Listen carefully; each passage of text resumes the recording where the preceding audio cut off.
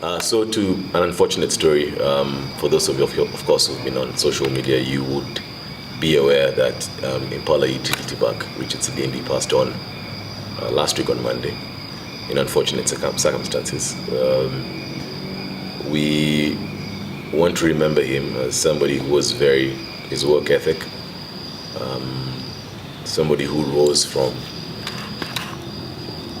close to nothing, having started his rugby career at St. Mary's Yala, and then moving on to Kisumu RFC, where he was for about 5-6 years. And Peter Nduwati, who was the chairman of Resolution Impala Saracens at that time, went to Kisumu and found somebody who was hawking sweets at Kondele Market, brought him back to Nairobi, and he's formed an integral part, or he did form an integral part of Impala for the last 7 or so years. A very talented player, deployed in the number 15 and number 14 positions in the 15th game and at sweeper in the 7th game. And we joined the rugby fraternity in mourning Richard Sidindi, a gentleman of the game, a hard worker.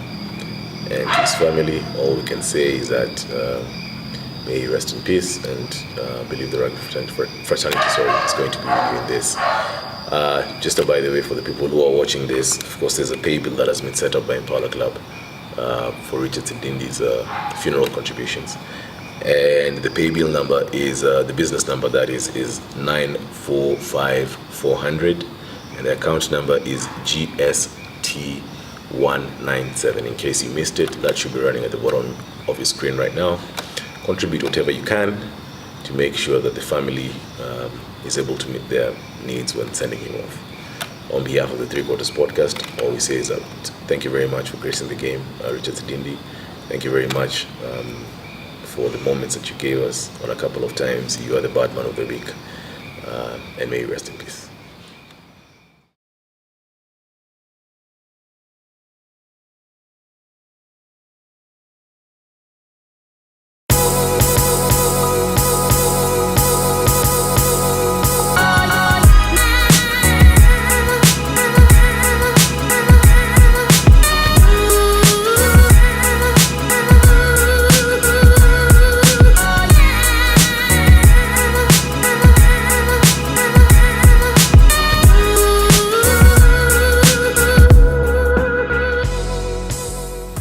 Welcome to part 1 of Africa's premier sports video podcast, the Three Quarters podcast.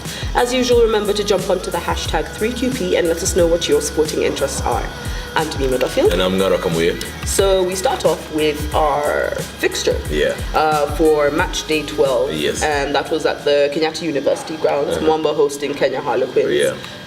That pitch was dusty. But untold pitches right now in Kenya. Yeah, they are, but wow, that was just special. I mean, I think I got a cold just standing on the sidelines. Yeah. Anyway, Kenya Harlequins winning that game 43-34.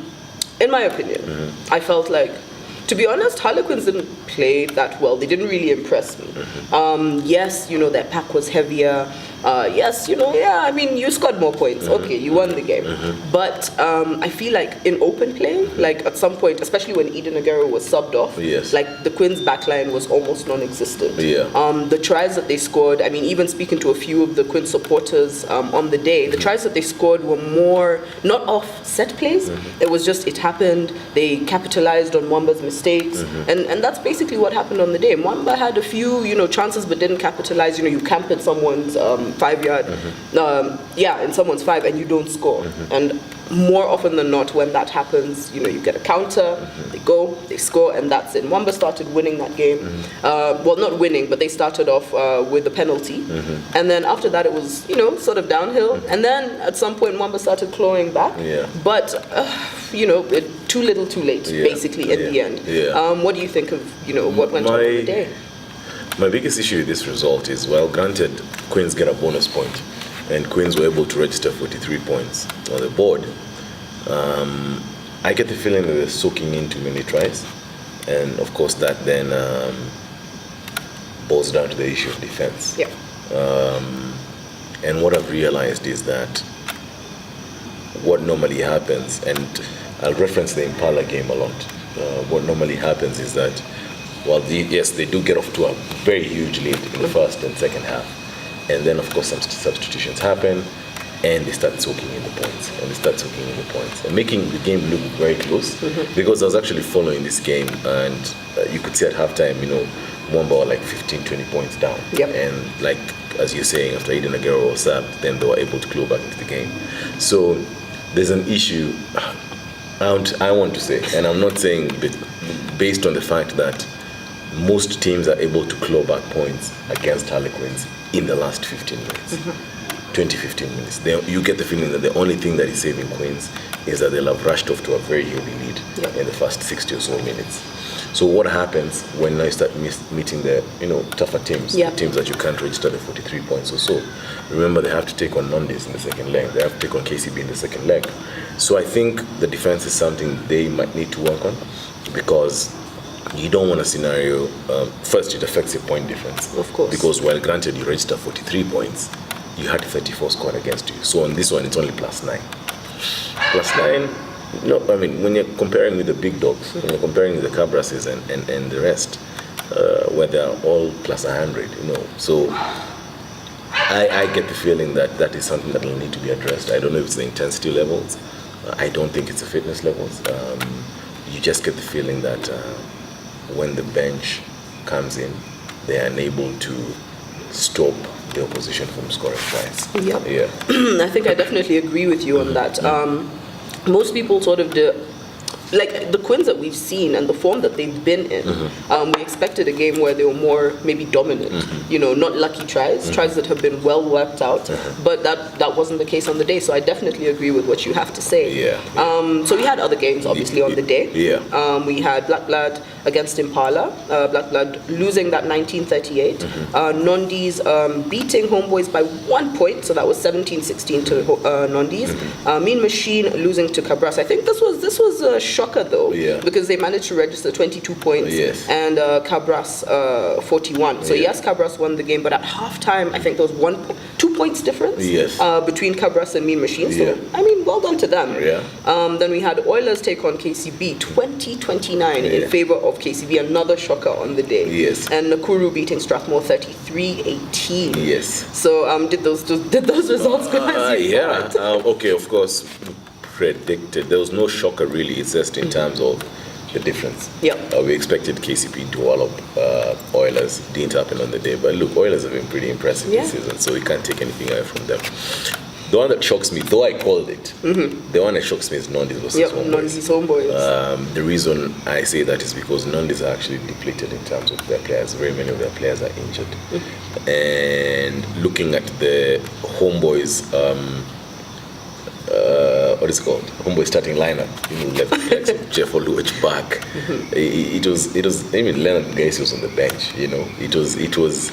I expected Homeboys to put up a bigger fight, but kudos to Nondis, because we've seen some consistency and we've seen some impressive rugby from Nondis this season.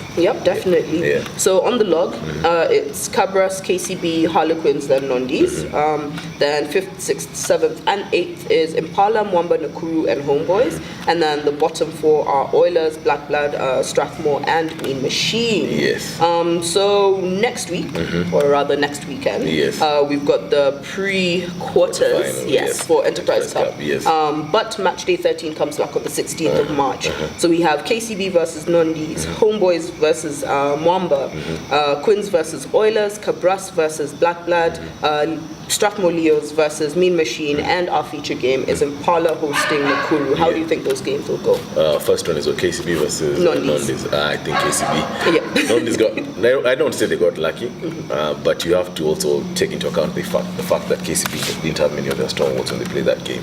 So I think KCB are going to win this one. I think just the fact that KCB have sort of played a little longer together, during the league. They know what happened in that game, and I think they've worked on it enough to register a win in this game. Next one is Homeboys versus Mwamba. Wow, Homeboys versus Mwamba. Homeboys is at home, I'll call Homeboys. All right, Quins versus Oilers. This one is, if Quins don't watch out, we all know what happened in Nakuru. Could go the other way, But I'm going to side with Quins. I think I'll go with Quins for that one as well. Cabras versus Black Bloods. Cabras. No brainer. Impala versus Nakuru, which is our feature game. This one is a 50-50, but Ooh. I'll call Impala just because they're playing at home. But it's not going to be easy for them. Definitely not going to be easy for this one. Yeah. And Leos versus Machine. That's bottom two Yeah. of the table. Leos is at home. Let me go with Leos. I'll go with Leos this time. In as much as I love Strathmore, Yeah. I honestly think if Machine put up some of the performances they've been putting up, Yeah. this might go their way. Yeah, this might go there. But it's because of sentiment and I like the work that Mwamba has been doing at Strathmore. So of course. I'm going to side with Strathmore. I'll go with Strathmore on this one. All right. Yeah. Well, guys, let us know what you think. Those are an interesting group of fixtures. We'd really like to know what you think. Remember, you can find us on social media. That is by following us on Instagram, liking our page on Facebook, and subscribing to our YouTube channel. I'm Demi Duffield. And I'm Ngara Kamuya. See you in part 2.